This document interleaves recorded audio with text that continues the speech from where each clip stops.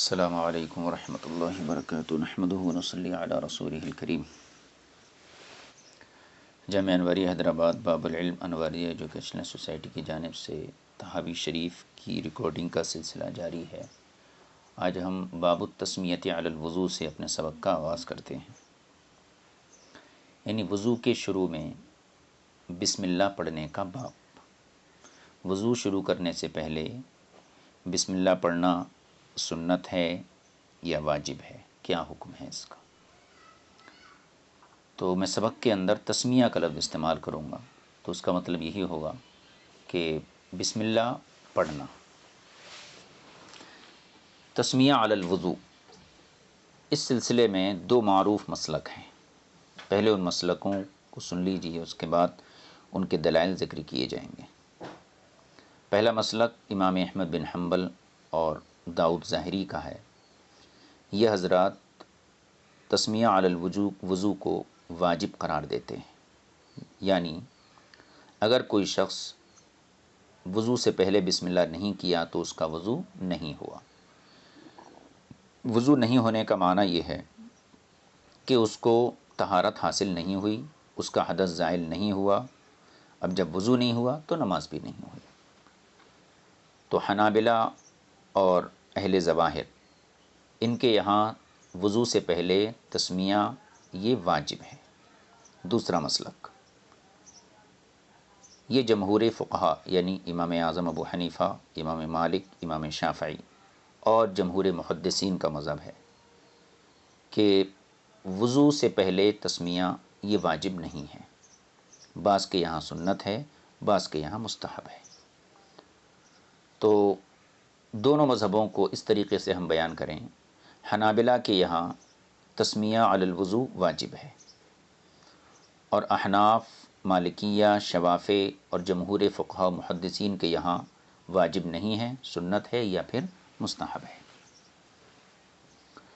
اب امام طحاوی کی جو عادت ہے اور جو آپ کا انداز ہے کہ اولاً آپ مد مقابل کے دلائل کو ذکر کرتے ہیں، تو سبق باب کے آغاز میں ہی آپ نے حنابلہ کے دلائل کو پہلے ذکر کیا ہے۔ جتنی سندوں سے آپ کے پاس ان کے مذہب کی تائید والی حدیثیں آئی ہیں، ان احادیث کو آپ نے پہلے ذکر کیا ہے۔ اب ہم ان احادیث کو پڑھتے ہیں جن سے امام احمد بن حنبل کے مذہب کی تائید ہوتی ہے، ان کا مسلک ذہن میں رہے۔ وہ تسمیہ علی الوضوء کو واجب قرار دیتے ہیں۔ واجب کہنے کا مطلب یہ ہے کہ وضو کیا جاتا ہے رفع حدث کے لیے، ناپاکی دور کرنے کے لیے، چھوٹی ناپاکی۔ تو ان کے یہاں اگر کوئی بسم اللہ نہیں پڑھا تو گویا وضو تو کیا لیکن وضو نہیں ہوا۔ نہیں ہونے کا مطلب اس کی ناپاکی دور نہیں ہوئی، وہ نماز پڑھنے کے قابل نہیں ہوا۔ اس مسلک کی تائید میں صاحب کتاب نے پہلے کچھ روایتیں ذکر کی ہیں۔ پہلی روایت، حدثنا محمد بن علی بن داود البغدادی قال حدثنا عفان بن مسلم قال حدثنا وہیب قال حدثنا عبد الرحمن بن حرملة انه سمع ابا ثفال المری يقول سمعت رباح بن عبد الرحمن بن ابی سفیان بن حویتب يقول حدثتنی جدتی انها سمعت ابا ہریرة يقول۔ سفیان بن حویتب اپنی دادی سے روایت کرتے ہیں، ان کی دادی کہتی ہیں کہ انہوں نے سنا ابو ہریرہ رضی اللہ تعالی عنہ کو فرماتے ہوئے۔ ابو ہریرہ کہتے ہیں سمعت رسول اللہ صلی اللہ علیہ وسلم یقول، میں نے رسول پاک صلی اللہ علیہ وسلم کو فرماتے ہوئے سنا، لا صلاۃ لمن لا وضوء لہ، اس کی نماز ہی نہیں جس کا وضو نہیں ہوا، یعنی اس کی نماز نہیں جس کا وضو نہیں۔ ولا وضوء لمن لم یذکر اسم اللہ علیہ، اور جس نے اللہ کا نام نہیں لیا اس کا وضو نہیں۔ حدیث کا خلاصہ یہ ہوا، جس کا وضو نہیں اس کی نماز نہیں، اور جس نے وضو سے پہلے تسمیہ نہیں پڑھا تو پھر اس کا وضو بھی نہیں۔ تو نتیجہ کیا نکلا؟ جس نے بغیر وضو نماز پڑھی اس کی نماز نہیں۔ تو اس حدیث پاک سے استدلال کس طریقے سے ہوگا کہ حضور صلی اللہ علیہ وسلم نے عدم تسمیہ پر عدم وضو کا اطلاق کیا، یعنی بسم اللہ نہیں تو وضو نہیں۔ تو اس سے یہ ثابت ہوتا ہے کہ تسمیہ یہ وضو کا لازمی حصہ ہے۔ یہ احناف جو ہے حنابلہ کے مذہب کی تائید میں ایک روایت تھی۔ اب اسی روایت کی اور ایک سند ہے جس کو امام طحاوی آگے ذکر کر رہے ہیں۔ حدثنا عبد الرحمن بن الجارود البغدادی قال حدثنا سعید بن کثیر بن عفیر قال حدثني سلیمان بن بلال عن ابی ثفال المری قال سمعت رباح بن عبد الرحمن بن ابی سفیان یقول حدثتنی جدتی انہا سمعت رسول اللہ صلی اللہ علیہ وسلم یقول ذلک۔ یہ دوسری سند ہو گئی۔ تیسری سند حدثنا فہد قال حدثنا محمد بن سعید قال حدثنا دراوردی عن ابن حرملة عن ابی ثفال المری عن رباح بن عبد الرحمن العامری عن ابن ثوبان عن ابی ہریرہ عن النبی صلی اللہ علیہ وسلم مثلہ۔ یہ تین سندیں اس کی بیان کر دی گئیں، کل ملا کے یہ 4 حدیثیں ہو گئیں۔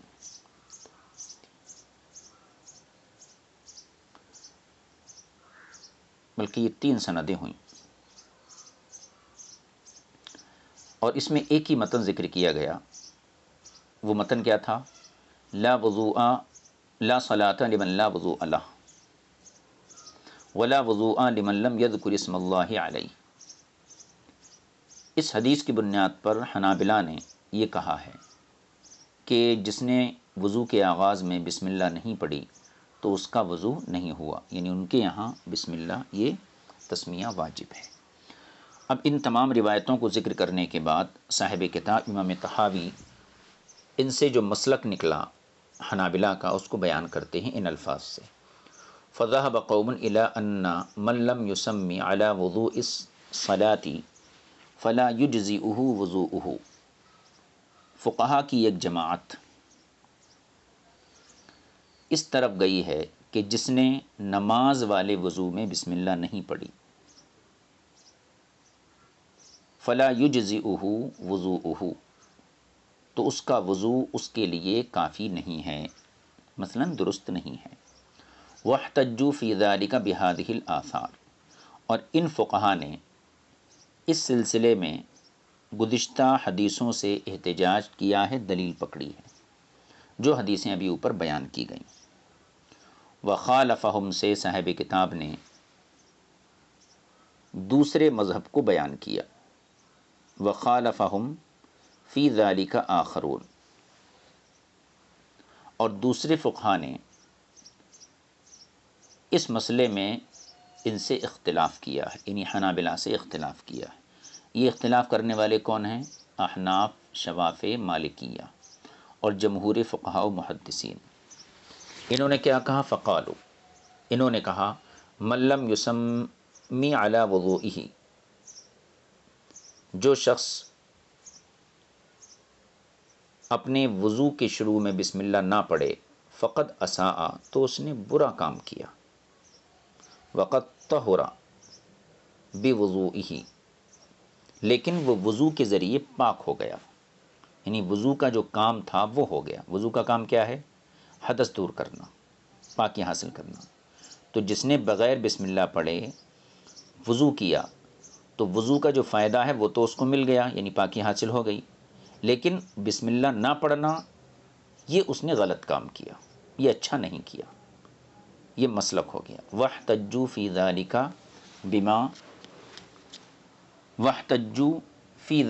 بما حدثنا علی بن معبد، اور ان فقہا نے اس حکم پر استدلال کیا ہے اس حدیث سے جس کو علی بن معبد نے ہم سے بیان کیا۔ اب یہاں سے صاحب کتاب احناف، شوافع اور مالکیہ کے مذہب پر ان کی تائید میں احادیث بیان فرما رہے ہیں۔ اب حدیث پاک دیکھیے، پہلی حدیث احناف، شوافع، مالکیہ کے جو ہے ان کی تائید میں۔ حدثنا علی بن معبد قال حدثنا عبد الوهاب بن عطاء عن سعید عن قتادة عن الحسن عن حذین نن ابی ساسانہ عن المہاجر بن قنفذ، مہاجر بن قنفذ ان سے مروی ہے کیا انہو سلم علی رسول اللہ صلی اللہ علیہ وسلم، مہاجر بن قنفذ یا قنفذ بلکہ قنفذ ہونا چاہیے، مہاجر بن قنفذ یہ آئے اور انہوں نے رسول پاک صلی اللہ علیہ وسلم کو سلام کیا، وہو یتوضأ اور اس وقت حضور وضو فرما رہے تھے،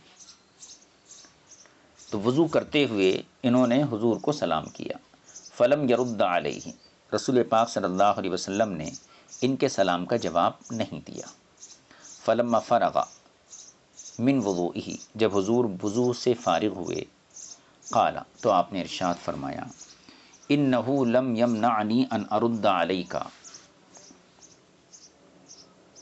مجھے کسی چیز نے تمہارے سلام کا جواب دینے سے منع نہیں کیا، نہیں روکا، یعنی تمہارے سلام کا جواب دینے سے مجھے کوئی چیز مانے نہیں تھی، الا انی کرہت ان اذکر اللہ الا علی طہارۃ، لیکن صرف یہ بات تھی کہ مجھے یہ پسند نہیں ہے کہ میں بلا طہارت اللہ کا نام لوں یا اللہ کا نام ذکر کروں، یعنی بلا طہارت اللہ کا ذکر کرنا یہ مجھے پسند نہیں تھا۔ کیا مطلب ہوا؟ حضور نے فرمایا کہ تم نے مجھے سلام کیا، میں وضو میں تھا، لیکن میں نے تمہیں سلام کا جواب نہیں دیا، تو تمہیں میں نے جو جواب نہیں دیا کوئی چیز مجھے اس سے نہیں روکی جواب دینے سے، سوائے اس چیز کے کہ مجھے بلا طہارت اور بلا وضو اللہ کا نام لینا یہ پسند نہیں ہے، اس لیے میں نے تمہارا جواب نہیں دیا۔ یہ حدیث ہو گئی مکمل مہاجر بن قنفذ کی۔ اب صاحب کتاب اس حدیث سے استدلال کرتے ہیں اپنے مسلک کے اوپر، یعنی احناف، شوافی اور مالکیہ کے مسلک پر۔ ففی ھذا الحدیث، اس حدیث میں، ان رسول اللہ صلی اللہ علیہ وسلم کریہ ان یذکر اللہ الا علی طہارۃ، اس حدیث سے یہ پتہ چلا کہ حضور صلی اللہ علیہ وسلم کو یہ پسند نہیں ہے کہ آپ بلا طہارت اللہ کا نام ذکر کریں، یعنی بغیر وضو کے بلا طہارت آپ اللہ کا نام لیں، یہ حضور کو پسند نہیں تھا۔ وَرَدَّ السَّلَامَ بَعْدَ الْوُضُوءِ الَّذِي صَارَ بِهِ مُتَطَهِّرًا، اور آپ نے ان کے سلام کا جواب دیا اس وضو کے بعد جس کے ذریعے آپ حدث سے پاکی کی طرف آ چکے تھے، یعنی اس وضو کے بعد آپ نے جواب دیا جس وضو کے ذریعے آپ نے پاکی حاصل کر لی تھی، سمجھ گئے؟ یعنی حضور صلی اللہ علیہ وسلم کو بلا وضو اللہ کا نام لینا یہ پسند نہیں تھا۔ دوسری بات، حضور اکرم صلی اللہ علیہ وسلم نے سلام کا جواب کب دیا؟ وضو کرنے کے بعد۔ یہ دو چیزیں ذہن میں رکھی۔ اب امام طحاوی فرماتے ہیں ففی ذالک دلیل، اس حدیث میں اس بات پر دلیل ہے انہ قد توضأ قبل ان یذکر اسم اللہ، حضور نے جب وضو شروع کیا تو تسمیہ کے بغیر شروع کیا تھا، حضور نے وضو شروع کیا تھا تو تسمیہ کے بغیر شروع کیا تھا۔ یہ چیز کیسے ثابت ہوئی؟ کیونکہ حضور خود فرما رہے ہیں کہ انہ لم یمنعنی ان ارد علیک، کہ سلام کا جواب دینے کے لیے مجھے کوئی چیز مانے نہیں تھی سوائے اس کے کہ میں نے بلا طہارت اللہ کا نام لینا یہ پسند نہیں کیا۔ تو اس جملے سے یہ پتہ چلتا کہ حضور نے وضو کا جو آغاز کیا تھا بغیر تسمیہ کے کیا تھا، کیونکہ اگر تسمیہ کے ساتھ آپ نے وضو شروع کیا ہوتا تو پھر آپ اسی وقت ان کا جواب دیتے تھے، کیونکہ رفع حدث ہو چکا تھا۔ ٹھیک ہے، تو امام طحاوی فرماتے ہیں وفی ذالک دلیل علی انہ توضأ قبل ان یذکر اسم اللہ علیہ، اس حدیث میں دلیل ہے اس بات پر کہ حضور نے بسم اللہ پڑھنے سے پہلے ہی وضو شروع کیا تھا۔ وکان قولہ لمن لم یسمی، تو اس حدیث سے دلیل ہو گئی، احناف، شوافی، مالکیہ نے اس حدیث سے یہ مسئلہ نکالا کہ وضو کے لیے بسم اللہ یہ واجب نہیں ہے۔ کیوں واجب نہیں ہے؟ حضور کا یہ عمل بتاتا ہے کہ حضور اکرم صلی اللہ علیہ وسلم نے مہاجر بن قنفذ والی حدیث میں یہ آیا ہے کہ حضور صلی اللہ علیہ وسلم نے سلام کا جواب وضو کرنے کے بعد دیا۔ تو اس حدیث سے یہ پتہ چلا کہ آپ نے جب وضو شروع کیا تھا تو آپ نے بغیر تسمیہ کے شروع کیا تھا۔ تو اگر وضو واجب ہوتا تو حضور صلی اللہ علیہ وسلم وضو شروع کرنے سے پہلے ضرور بسم اللہ پڑھتے، اور آپ نہیں پڑھے۔ نہیں پڑھنا کیسے ثابت ہوا؟ کیونکہ دوران وضو آپ نے سلام کا جواب نہیں دیا، اور سلام کا جواب نہ دینے کی علت یہ بیان کی کہ میں طہارت سے نہیں تھا، تو پتہ چلا آپ نے ابتدائے وضو میں تسمیہ نہیں کہا تھا۔ یہ دلیل مکمل ہو گئی۔ اب اس دلیل پر غور کیجئے جو مالکیہ کی طرف سے پیش کی گئی تھی حدیث، کہ حضور نے فرمایا لا صلاۃ لمن لا وضوء لہ ولا وضوء لمن لم یسمى بہ۔ لمن لم یعنی اسی قسم کے الفاظ ہیں، جس نے وضو نہیں کیا اس کی نماز نہیں، اور جس نے بسم اللہ نہیں پڑھی اس کا وضو نہیں۔ اب اس حدیث کے بارے میں امام طحاوی بحث کرتے ہیں۔ بحث کا آغاز یہاں سے ہوتا ہے۔ امام طحاوی فرماتے ہیں کہ لا وضوء لمن لم یسمى، اس حدیث میں دو معنی کا احتمال ہے۔ ان الفاظ کا ظاہری مفہوم کیا ہے؟ جس نے بسم اللہ نہیں پڑھی اس کا وضو نہیں۔ صاحب کتاب فرماتے ہیں کہ اس جملے کے اندر دو معنی کا احتمال ہے۔ ایک معنی تو وہی ہے جو مالکیہ نے لیا ہے، یعنی جس نے وضو نہیں کیا، جس نے تسمیہ بسم اللہ نہیں پڑھی اس کا وضو نہیں، گویا کہ نفس وضو کی نفی کر دی گئی۔ ایک معنی تو یہ ہے، اور دوسرا معنی یہ ہے کہ لا وضوء لمن لم یسمی کا مطلب یہ ہے کہ جس نے بسم اللہ نہیں پڑھی اس کا کامل وضو نہیں ہوا، اس کا کامل وضو نہیں ہوا۔ تو اس جملے کے اندر دو معنی کا احتمال ہے۔ پہلا معنی مالکیہ کا، یعنی جس نے بسم اللہ نہیں پڑھی اس کا وضو سرے سے ہوا ہی نہیں اور رفع حدث بھی نہیں ہوا۔ دوسرا معنی یہ ہے کہ یہاں لا وضوء سے نفس وضو کی نفی نہیں ہے بلکہ کمال وضو کی نفی ہے، یعنی جس نے بسم اللہ نہیں پڑھی اسے گویا اس نے کامل وضو نہیں کیا، مطلب اسے وضو کرنے کا ثواب نہیں ملے گا، لیکن وضو کرنے کا جو مقصد ہے وہ حاصل ہو جائے گا۔ مقصد کیا ہے؟ رفع حدث۔ تو گویا کہ ایک معنی اس کا یہ ہے کہ جس نے بسم اللہ نہیں پڑھی اس کا وضو نہیں کیا، اس کا وضو نہیں ہوا، تو یہاں لا وضوء سے نفس وضو کی نفی ہو گئی۔ اور دوسرا معنی یہ ہے کہ لا وضوء سے مطلب یہ ہے کہ نفی کمال ہے، یعنی جس نے بسم اللہ نہیں پڑھی اس کا وضو کامل نہیں ہوا۔ دونوں معنی کا احتمال اس حدیث پاک کے اندر امام طحاوی نے بیان کیا۔ پہلا احتمال تو وہی ہے جو مالکیہ کا ہے، اور دوسرا احتمال امام طحاوی نے یہاں ذکر کیا جو احناف کے موافق ہے۔ اب یہاں سے یہ بتانا چاہیں گے کہ یہ احتمال جو امام طحاوی نے دوسرا احتمال نکالا کہ لا وضوء کا مطلب لا وضوءً کاملاً، یعنی کامل وضو کی نفی کی گئی ہے، تو یہ احتمال کیسے نکالا؟ اس کے کچھ نظائر پیش کیجئے، کچھ مثالیں پیش کیجئے۔ تو اب امام طحاوی اس کے بعد اس کی نظیریں پیش کریں گے کہ اس قسم کی حدیثوں میں نفس شے کی نفی نہیں ہوئی ہے بلکہ کمال کی نفی ہوئی ہے، تو پھر ان مثالوں کو آگے ذکر کیا جائے گا۔ ابھی جو ہے ان دو احتمالوں کا ترجمہ کر لیجئے۔ دیکھیے، ففی ذالک وکان قولہ، اور حضور صلی اللہ علیہ وسلم کا یہ قول، لا وضوء لمن لم یسمی، جس نے بسم اللہ نہیں پڑھی اس کا وضو نہیں ہے۔ صاحب کتاب فرماتے ہیں یحتمل ایضاً ما قالہ اہل المقالۃ الاولی، یہ جملہ اس بات کا بھی احتمال رکھتا ہے جو پہلے مذہب والوں نے کہی ہے، یعنی مالکیہ نے جو کہی ہے، یعنی وہ نفس وضو کی نفی کر دیتے ہیں، یہ بھی اس کے اندر احتمال ہے۔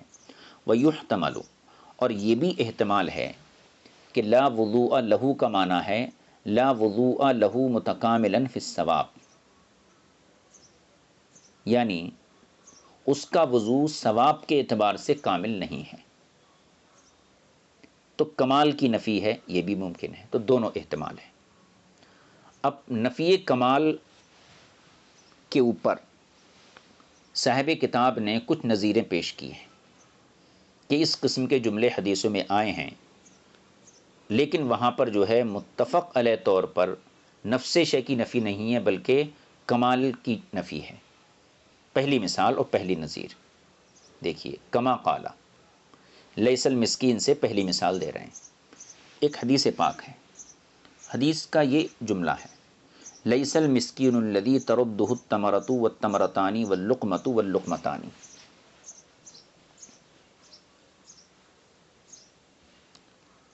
مسکین وہ نہیں جسے ایک یا دو کھجوریں یا ایک یا دو لقمے دروازے سے واپس کر دیں، یہ حدیث پاک ہے۔ لیس المسکین الذی تردہ التمرۃ والتمرتان واللقمۃ واللقمتان۔ حضور نے فرمایا کہ مسکین وہ نہیں جسے ایک یا دو کھجوریں یا ایک یا دو لقمے دروازوں سے واپس کر دے، وہ مسکین نہیں ہے۔ تو حضور نے ایسے شخص سے مسکین ہونے کی نفی کی ہے۔ تو اس کا یہ مطلب نہیں ہے کہ وہ ایسا مسکین نہیں ہے جو حد صدقہ سے نکل جائے، یعنی یہ مراد نہیں ہے کہ ایسے مسکین کو صدقہ دینا یہ حرام ہو جائے، بلکہ مطلب یہ ہے کہ یہ کامل درجے کا مسکین نہیں ہے، یعنی ایسا مسکین نہیں ہے کہ جس کے بعد اور کوئی مسکینیت کا درجہ نہ ہو۔ مطلب یہ ہے کہ یہ کامل مسکین نہیں ہے۔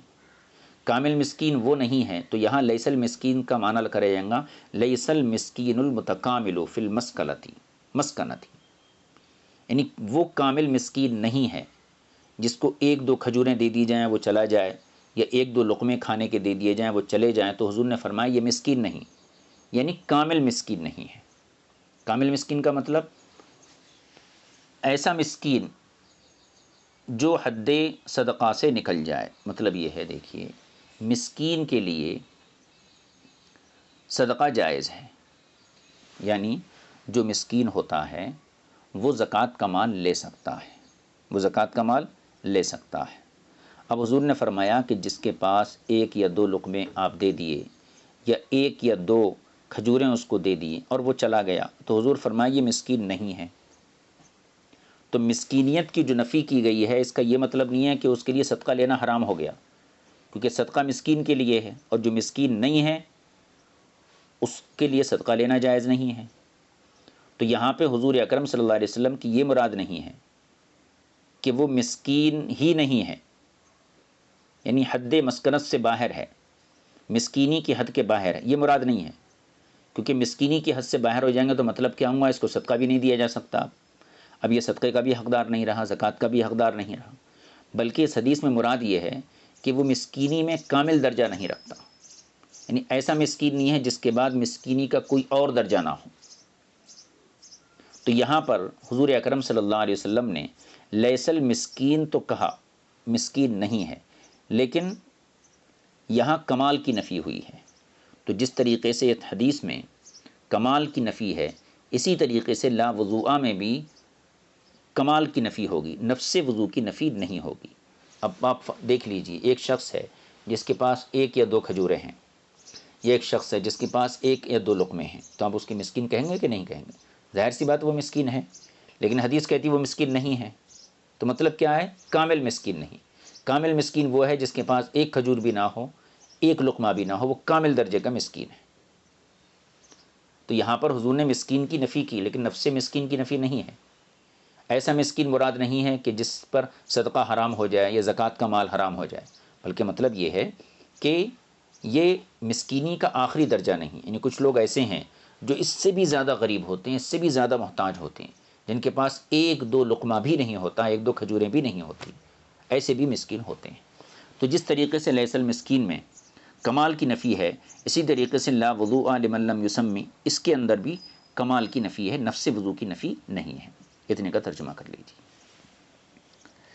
دیکھیے، کما قالا، تو صاحب کتاب نے فرمایا کہ لا وضوء لمن لم یسمى میں دو احتمال ہیں۔ پہلا احتمال تو وہی ہے جو مالکیہ نے کہا کہ نفس وضو کی نفی ہے، اور دوسرا احتمال یہ ہے کہ کامل وضو کی نفی ہے، یعنی جس نے بسم اللہ نہیں پڑھی اس کا وضو کامل نہیں ہوا۔ تو نفی کمال پر اب نظیریں پیش کر رہے ہیں۔ کما قالا، جیسے حضور نے فرمایا ہے، لیس المسکین الذی تردہ التمرۃ والتمرتان واللقمۃ واللقمتان، کہ حضور نے فرمایا کہ مسکین وہ نہیں ہے جس کو ایک یا دو کھجوریں واپس کر دیں یا ایک دو لقمے واپس کر دیں. فلم یرید بذالک، تو اس قول سے حضور کی یہ مراد نہیں ہے کہ انہ لیس مسکین خارج من حد المسکنتی، کہ وہ ایسا مسکین نہیں ہے جو مسکنت کی حد سے باہر ہو جائے، یعنی غریبی اور مسکینی کی تمام حدوں سے باہر چلا گیا ہے، اب وہ حتیٰ تحرم علیہ الصدقہ، یہاں تک کہ اس پر اب صدقہ حرام ہو جائے، یہ مراد نہیں ہے. وَإِنَّمَا أَرَادَ بِذَلِكَ، بلکہ حضور کی مراد یہ ہے أَنَّهُ لَيْسَ بِالْمِسْكِينِ الْكَامِلِ فِي الْمَسْكَنَةِ، کہ وہ ایسا کامل مسکین نہیں ہے مسکینیت میں، لیسا الذی لیس بعد درجته فی المسکنۃ درجۃ، کہ اس کے بعد مسکینیت کا کوئی درجہ نہ ہو، یہ مراد ہے. اب یہ حدیث پاک کا حصہ صاحب کتاب نے اوپر ذکر کیا، اب اس حدیث کی سند نیچے بیان فرما رہے ہیں.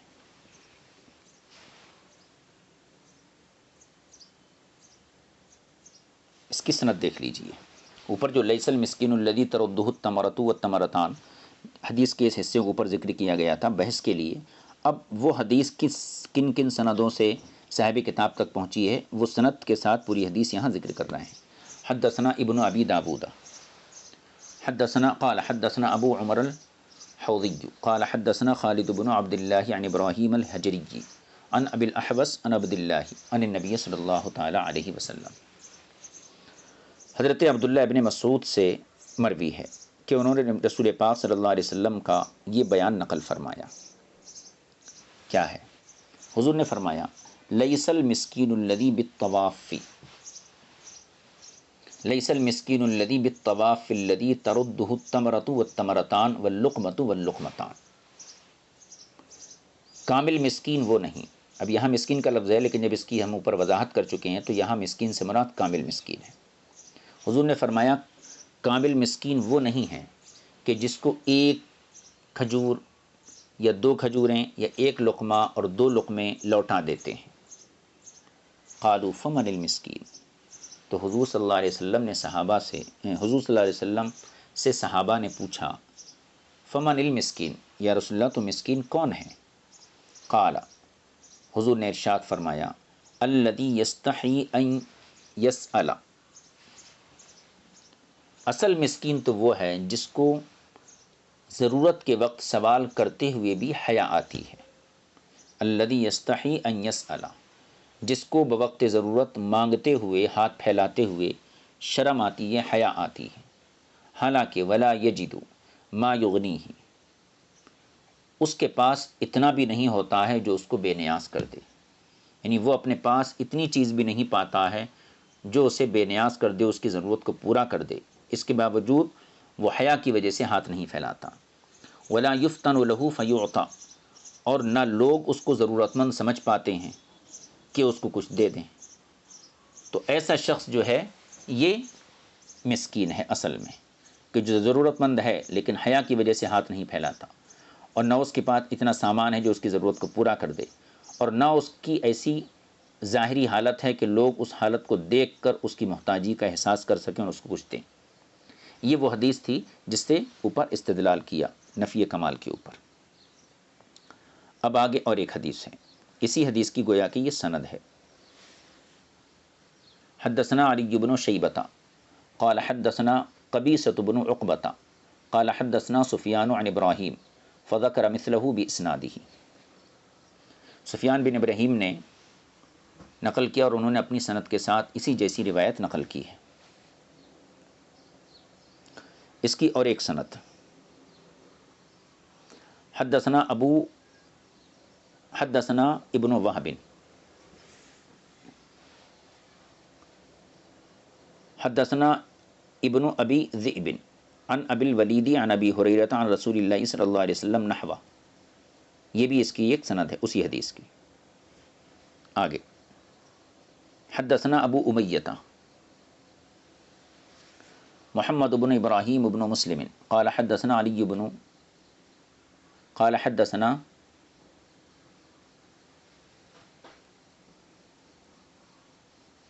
حدثنا علی بن عیاش الحمصی عن ابن ثوبان عن عبد الله بن الفضل عن عبد الرحمن الاعرج عن ابي هريرة عن رسول اللہ صلی اللہ علیہ وسلم مثلہ، یہ بھی اسی حدیث کی ایک سند ہے۔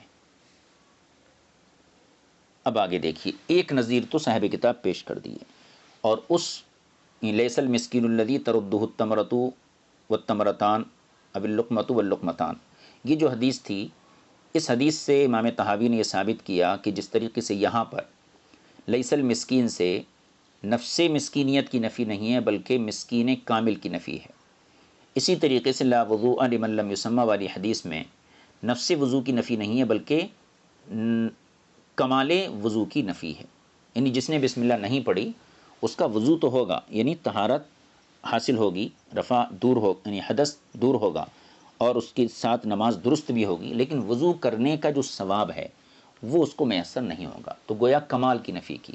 اسی طریقے سے لیس المسکین میں بھی کمال کی نفی ہوئی ہے۔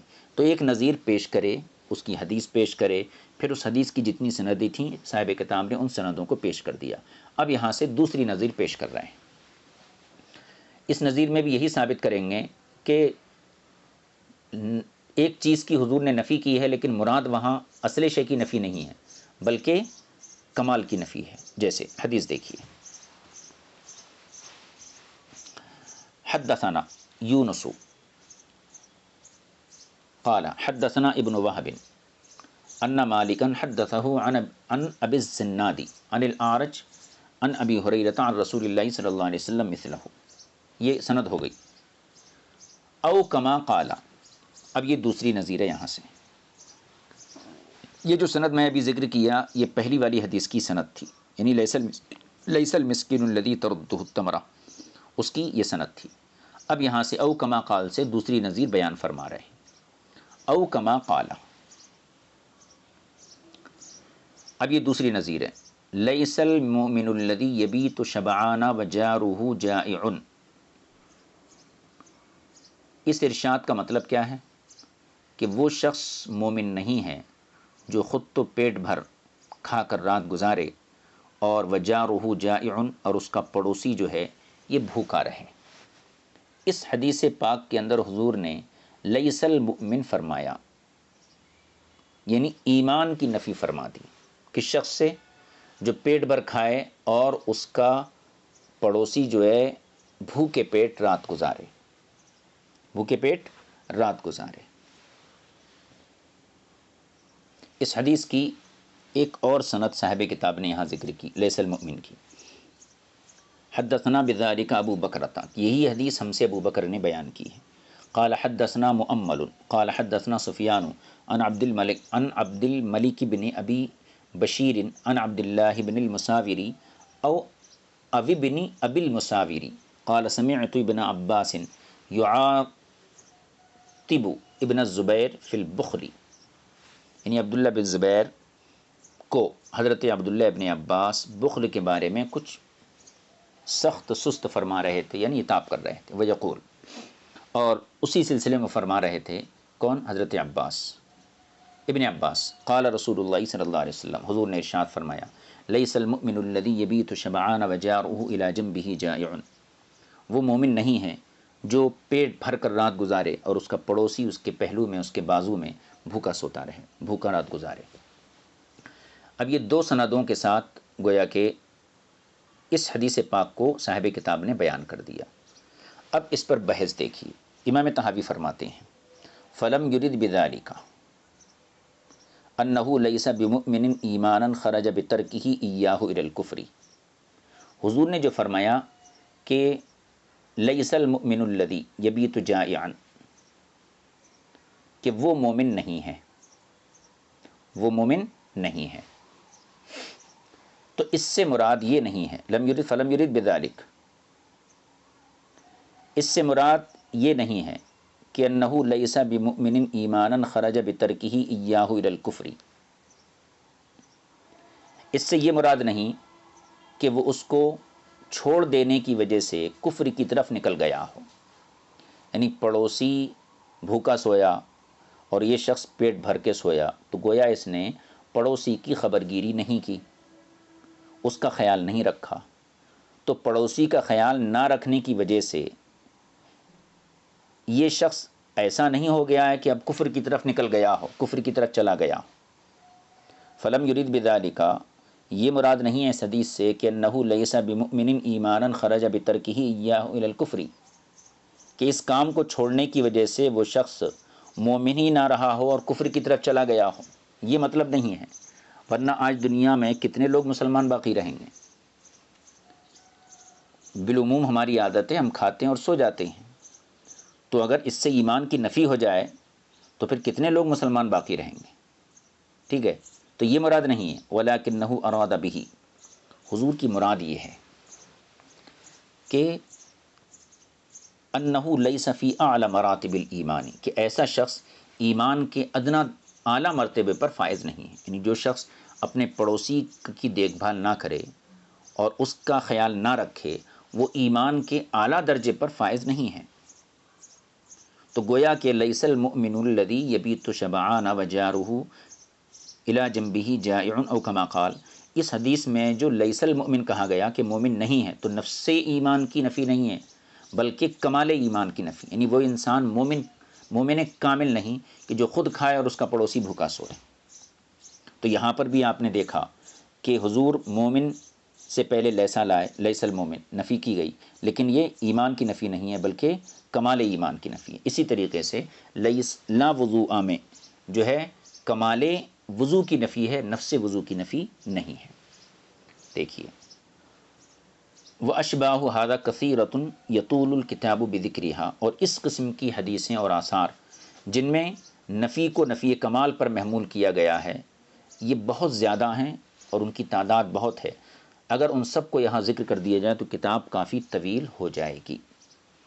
تو فرماتے ہیں کہ جس طریقے سے اب یہاں سے فَكَذَلِكَ قَوْلُهُ، اسی طریقے سے حضور کا یہ قول ہے. کس طریقے سے؟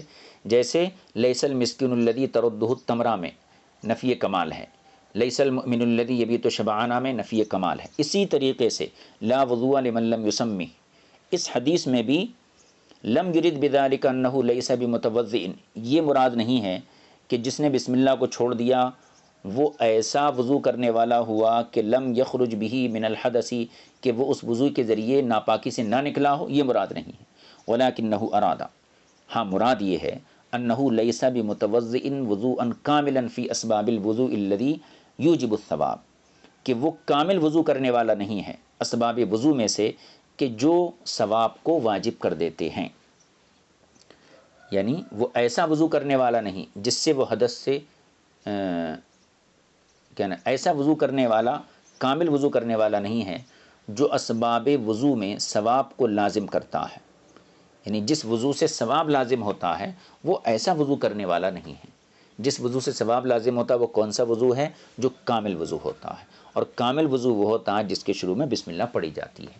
تو کیا پتہ چلا کہ لیسا لا وضوء لمن لم یسمی، اس میں نفس وضو کی نفی نہیں ہے. یہ مطلب نہیں ہے کہ اگر کوئی بسم اللہ چھوڑ دیا تو وہ وضو کے ذریعے پاک ہی نہیں ہو سکا، یہ مطلب نہیں ہے. بلکہ مطلب یہ ہے کہ جن اسباب کے ذریعے وضو میں ثواب ملتا ہے ان میں سے ایک سبب تسمیہ ہے. اب اس نے تسمیہ کو چھوڑ دیا تو ظاہر سی بات ہے کہ اس نے گویا کہ ثواب کا مستحق نہیں رہا، اسے ثواب نہیں ملے گا. تو اس حدیث پاک کے اندر امام طحاوی نے یہ ثابت کیا نظائر کے ذریعے کہ دو احتمال ہیں. ایک احتمال تو وہی ہے کہ جو امام مالک نے لیا کہ نفس وضو کی نفی ہے، اور دوسرا احتمال یہ ہے کہ یہاں نفی کمال کی، یعنی کمال کی نفی ہے، کمال وضو کی نفی ہے. پھر اس نفی کمال کے معنی پر شہادت کے طور پر آپ نے دو نظیریں پیش کی. ان دو نظیروں سے بھی یہی ثابت ہوا کہ حضور کے ایسے اس قسم کے ارشادات میں کمال کی نفی کی جاتی ہے، لہذا یہاں پر بھی کمال کی نفی ہوگی. اب استدلال سنیے. لا وضوء لمن لم یسم میں دو احتمال ہیں، ایک نفی کمال کا بھی احتمال ہے اور ایک نفس وضو کی نفی کا بھی احتمال ہے. مالکیہ نے نفس وضو کی نفی کو لیا ہے اور ہم نے نفی کمال کو لیا ہے. اب جو ہے فرماتے ہیں امام طحاوی فلما احتمل هذا الحديث من المعانی ما وصفنا ولم يكن هناك دلالة يقطع بها لأحد التأويلين على الآخر وجب أن يجعل معناه موافقا لمعاني حديث المهاجر حتى لا يتضاد. یہاں تک یہ بیان کیا گیا کہ جب یہ حدیث پاک دو معنی کا احتمال رکھتی ہے، کون سی؟ لا وضوء لمن لم یسمی، ایک تو نفس وضو کی نفی ہو، اور دوسرا معنی کمال وضو کی، کامل وضو کی نفی ہو، دو معنی کا احتمال ہے، اور کسی ایک معنی کو مراد لینے پر کوئی قطعی قرینہ موجود بھی نہیں ہے، یعنی کوئی ایسا قرینہ بھی نہیں ہے جس کے ذریعے آپ یہ کہیں کہ نہیں یہ معنی مراد ہے یہ معنی مراد نہیں ہے، دونوں معنی برابر محتمل ہیں، تو کوئی ایسا قرینہ نہیں ہے جس کے ذریعے آپ کسی ایک تعویل کو ترجیح دے سکیں، یعنی کسی ایک احتمال کو ترجیح دے سکیں۔ دو احتمال ہیں، وضو کی نفی ہے، دوسرا احتمال ہے کامل وضو کی نفی ہے، تو دو احتمال ہو گئے، اور یہاں پر کوئی ایسا قرینہ نہیں ہے کہ جس کے ذریعے آپ کسی ایک احتمال کو ترجیح دے سکیں، کسی احتمال کو ترجیح دے سکیں، تو ضروری ہو گیا کہ ہم اس حدیث کا وہ معنی بیان کریں کہ جس کے ذریعے سے مہاجر بن قنفذ والی حدیث کے معنی میں اور لا وضوء لمن لم یسمی والی حدیث کے معنی میں تضاد نہ رہے، بلکہ ایسا معنی ہو جس کے ذریعے دونوں کے درمیان تطبیق پیدا ہو جائے۔ مہاجر بن قنفذ کی حدیث کا تقاضا کیا تھا کہ حضور صلی اللہ علیہ وسلم نے وضو شروع کرنے سے پہلے بسم اللہ نہیں پڑھی تھی، اور اس حدیث کا معنی کیا ہے؟ لا وضوء لمن لم یسمی۔ اس میں دو احتمال ہیں، ایک تو نفی کمال کا نفی نفس وضو کی نفی کا احتمال ہے، اگر یہ احتمال مراد لیتے ہیں تو پھر مہاجر بن قنفذ والی روایت اور لا وضوء لمن لم یسمی والی دونوں روایت کے اندر تضاد ہو جائے گا۔ اگر آپ دوسرا احتمال مراد لیتے ہیں کہ یہاں کمال وضو کی نفی ہے، تو ایسی صورت میں مہاجر بن قنفذ والی روایت اور لا وضوء لمن لم یسمی والی روایت دونوں کے اندر تضاد ختم ہو جائے گا اور تطبیق پیدا ہو جائے گی، اور یہی صورت بہتر ہوتی ہے کہ ایک حدیث کو جو ہے ترک کرنے سے بہتر یہ ہے کہ ایسا معنی مراد لیا جائے کہ جس کے ذریعے دونوں حدیثوں پر عمل ہو جائے، اس لیے ہمارے یہاں دونوں حدیثوں پر عمل ہے۔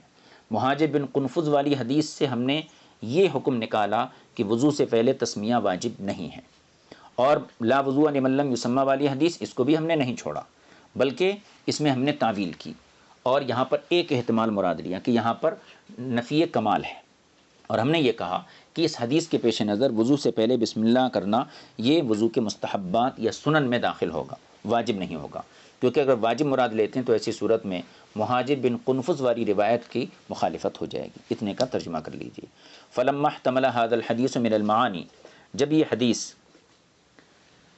معنی کا دونوں قسم کے معنوں کا احتمال رکھ رہی ہے، کون سی حدیث؟ لا وضوء لمن لم یسمی، اس حدیث کے اندر دونوں قسم کے معنی کا احتمال ہے۔ فلما احتمل هذا الحديث من المعانی ما وصفنا، جب یہ حدیث ان دونوں معنوں کا احتمال رکھتی ہے جس کو ہم نے ابھی بیان کیا۔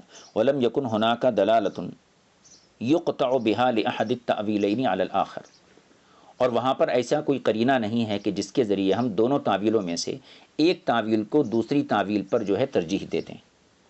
وجب، تو ضروری ہے، ان یجعل معناہ موافقا معانی حدیث المہاجر، کہ ہم اس حدیث کا ایسا معنی بیان کریں جو مہاجر بن قنفذ والی حدیث کے معنی سے مطابق ہو جائے، حتی لا یتضاد، یہاں تک کہ لا وضوء لمن لم یسمی اور مہاجر بن قنفذ والی حدیث کے درمیان تضاد باقی نہ رہے۔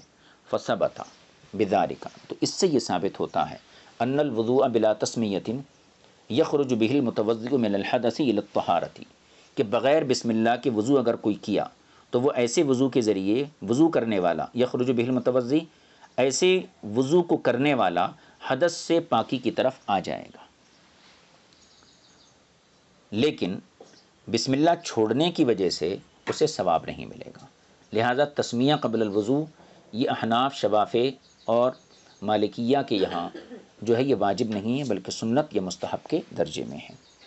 اب اس کے بعد صاحب کتاب نے یہاں سے نظر پیش کی ہے، اور اس نظر کو انشاءاللہ تعالی آئندہ درس میں شریک کریں گے، اور نظر سے آپ یہ ثابت کریں گے کہ احناف کا مسلک یہی اقرب الی الصواب ہے۔